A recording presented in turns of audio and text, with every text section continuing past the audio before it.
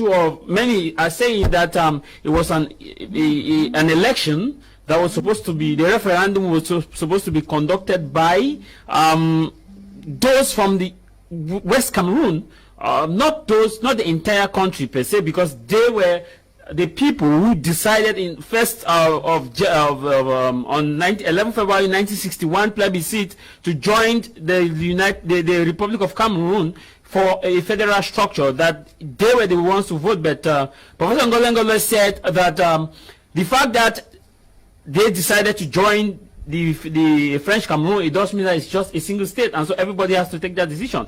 Maybe we go to Professor Ngole again on that issue to find out if the whole nation was supposed to vote on this, so that Bryce and Kawali Men and yourself, Mr. Ngalem, you have to react. And those, if you're watching us on Facebook, please do where to send your message, you send your questions, because it's a follow-up, it's a series that we are engaging in. So next Sunday we shall take on the 1983, that's the change of the state to the Republic of Cameroon.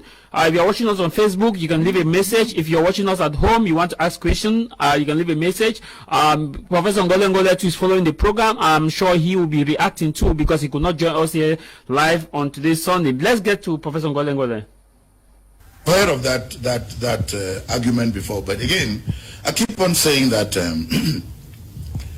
luckily we have, I think that I admire and I think I have a lot of respect for our lawyers, but I think that our lawyers also have to learn to have respect for those who have other specializations or other specialties.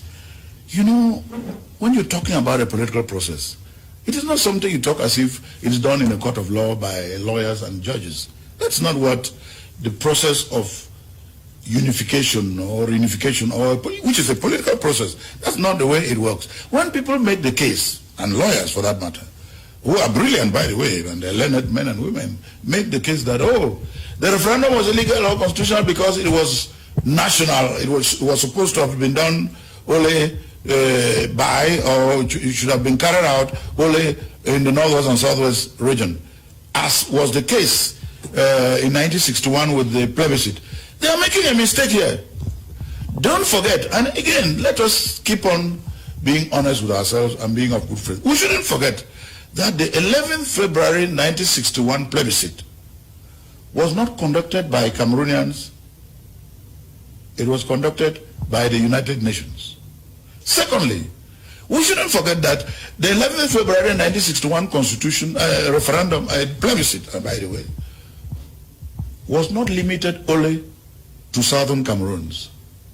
It included British northern Cameroons. It was the same question, which had exactly the same consequences. So when they are talking about the 1961 plebiscite, they keep on forgetting that it was not something organized by Cameroonians. It was organized by the trusteeship authority of the territory of British Northern and British South. In fact, I shouldn't say British. The trust territory, the authority of the British trust territory of British Cameroons was the United Nations. And it is the United Nations that organized that plebiscite for the British Northern and the British Southern Cameroons. And the results were applied as they were received. For the British Northern Cameroons, we know what the results are. They are part of Nigeria, fully integrated. For the British Southern Cameroons, we know what the results were. British Southern Cameroon is part of the Republic of Cameroon. Now, therefore, for some persons to have expected or to claim that the referendum 11 years later, after Cameroon had already been reunified, should be done by just the former British Southern Cameroons, they are wrong on two counts. Politically, the referendum was a national referendum because the Southern Cameroons was no more Southern Cameroons as of 1st of October 1961.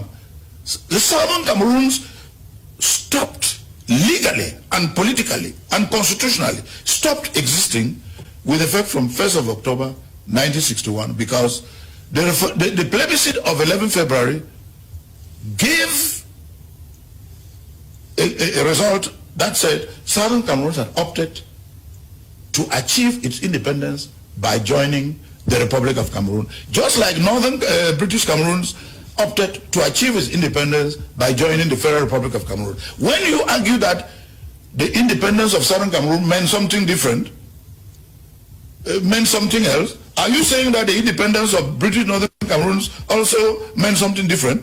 No. The same effect, the same actions produce the same consequences. So it is good that people understand this. There is no way a national referendum could have been held by or in just part of a nation which is already united. It's not possible.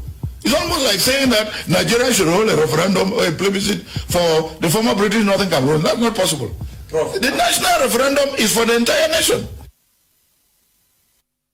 Okay, I want to come to you, Barrister Kawalimen, before getting to Mr.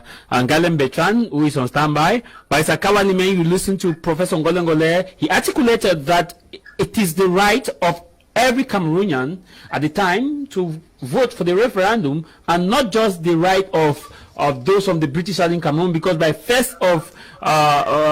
11 February 1961, they had voted to join the Republic of Cameroon.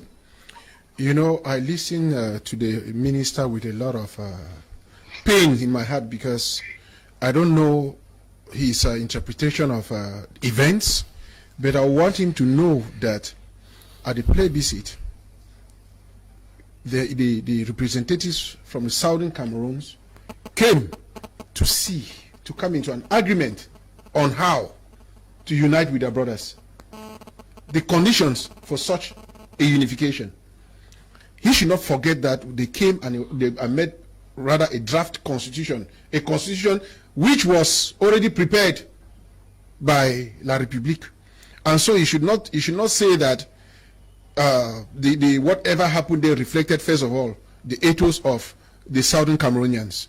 Now he articulates that it was a right for all Cameroonians to vote. That is not true.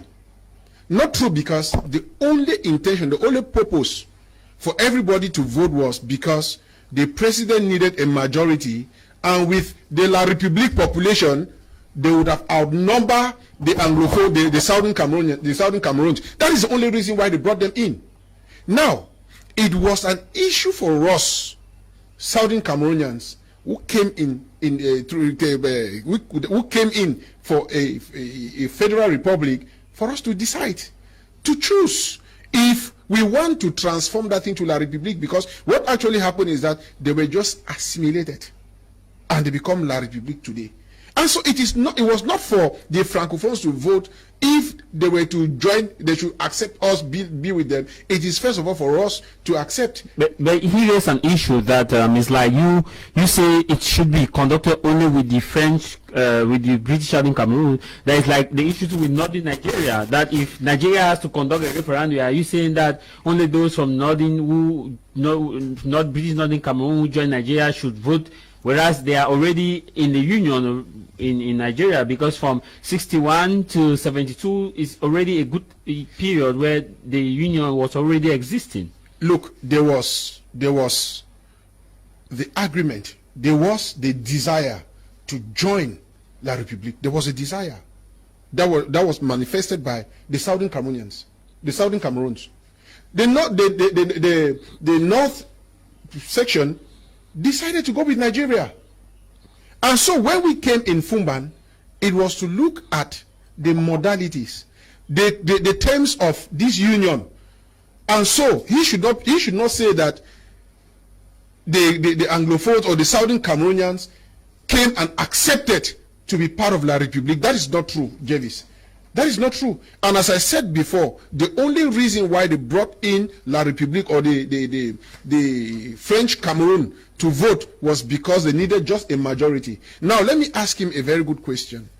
Since we had that referendum to modify the constitution, have we ever had one again in Cameroon? We have never, to the best of my knowledge. They go to the parliament, they change the provisions of the constitution. The 1996 amendment of the constitution never went through that. The 1972 amendment of the constitution never went through that. So what is he talking about? It was illegal, and I hold to say that it was done in flagrant violation of the